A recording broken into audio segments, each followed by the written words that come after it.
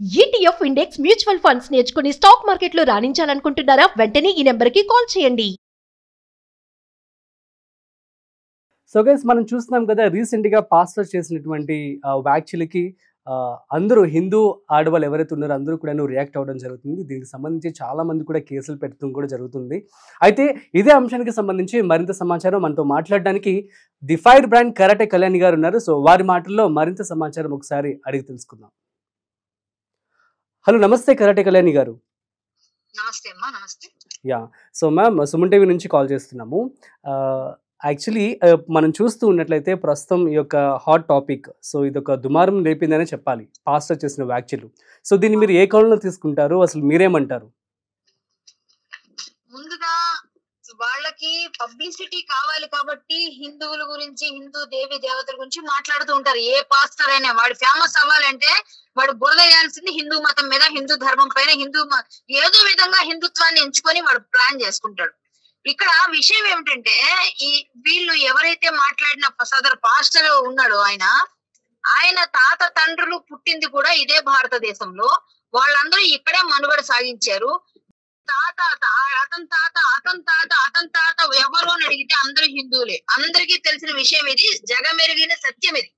ఇప్పుడు వీళ్ళు కన్వర్ట్ అయినంత మాత్రాన ఆ తర్వాత ఏదో వీళ్ళ తాలూకా దశంభాగాల కోసమో ఇంకో దానికోసమో హిందుత్వం మీద దుమ్ము వేసి దుమారం రేపి లేనిపోని మాటలని ఇలాంటివన్నీ చేస్తూ మన హిందుత్వం పైన ఇలా విషం చిమ్ముతున్న ఇలాంటి వాళ్ళని ఉపేక్షించడానికే లేదు అసలు.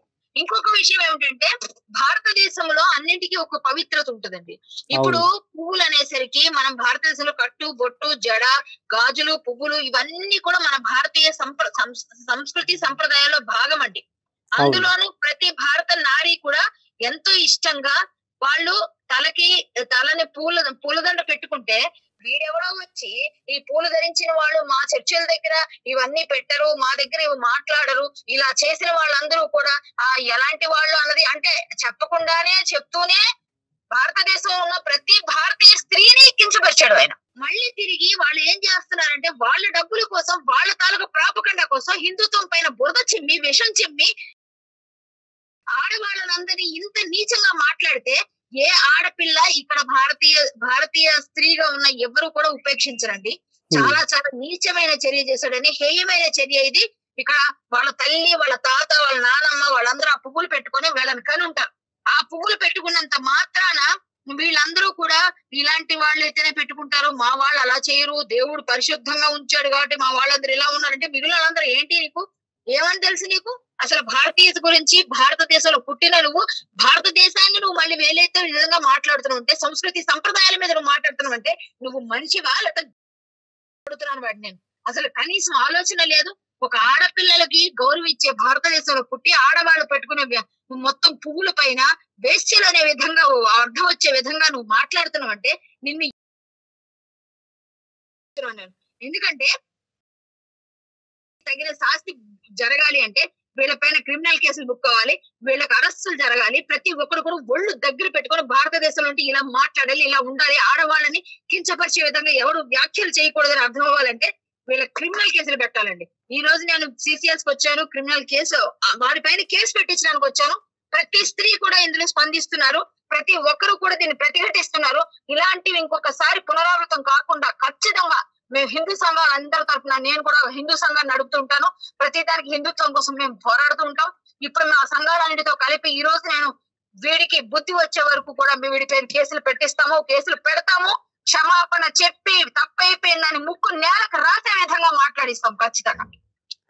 ఓకే అండి, thank you so much. And మరి ఇప్పుడు పాస్టర్ ఏదైతే ఉందో, సో తను మాట జారడం వల్ల ఇంత జరిగింది అంటారు. సో మరి మీరేం చెప్పాలనుకుంటున్నారు సమాజానికి కావచ్చు, లేదంటే ఈ వీడియో చూస్తున్న వాళ్ళందరికీ? ఎవడి పని వాడు చేసుకొని వెళితే బాగుంటదండి. వాడు తాలూకా ప్రాపకండా చూపించుకోవడం కోసం వేరే వాళ్ళని కించపరిచే విధంగా, ఒక ఆడదాన్ని కించపరిచే విధంగా భారతదేశంలో మాట్లాడేది చాలా తప్పు. ఇక్కడ పుట్టి, ఇక్కడ తిని, ఇక్కడే సంపాదించుకొని, ఇక్కడే ఉంటూ నీ తాలూకా తాత తండ్రుల తాలూకా చరిత్ర తెయి, ఎవరని తెలుస్తుంది. మళ్ళీ ఇక్కడే తిరిగి నువ్వు ఇక్కడ తిరిగి మమ్మల్ని అందరినీ కలిపి బాధపడే విధంగా ప్రతి ఆడపిల్ల ఈ రోజు అయ్యో అని పెయిన్ తో భరిస్తున్నారండి ప్రతి ఒక్కరు. ఈ రోజు ఇలా మాట్లాడడం ఏమిటి ఇతను అని అలాంటి పరిస్థితిని తీసుకొచ్చి నువ్వు ఈ రోజు మాట్లాడుతున్నావు అంటే నువ్వు ఎంత నీచుడుగా అర్థమవుతుంది. ఇంకొకసారి ఒళ్ళు దగ్గర పెట్టుకొని మాట్లాడాలి, లేకపోతే ఎలాంటి వాడైనా ఎవడైనా సరే వదిలిపెట్టేది లేదు. ఖబర్దార్, ప్రతి ఒక్కరిని కూడా మేము ఏ విధంగా బుద్ధి చెప్పగలమో, మహిళా లోకం లేస్తే, నారీ శక్తి లేస్తే ఎట్లా ఉంటుందో, వాళ్ళ కోపం వస్తే ఎలా ఉంటుందో, ప్రతి అమ్మకి కోపం వస్తే ఎలా ఉంటుందో ఖచ్చితంగా చూపిస్తాం, రుచి చూపిస్తాం. ఓకే, రైట్ కళ్యాణి గారు, thank you so much. So guys, ఇది మనం చూస్తున్నాం కదా. సో కరాటే కళ్యాణి గారు సో నోరు జారడం వల్ల జరిగినటువంటి అనర్థం చూసారా ఎంత ఘోరమో. సో తాను కూడా వెళ్ళి కేసు పెడతానని కూడా చెప్పడం జరుగుతుంది. సో ఇది అండి.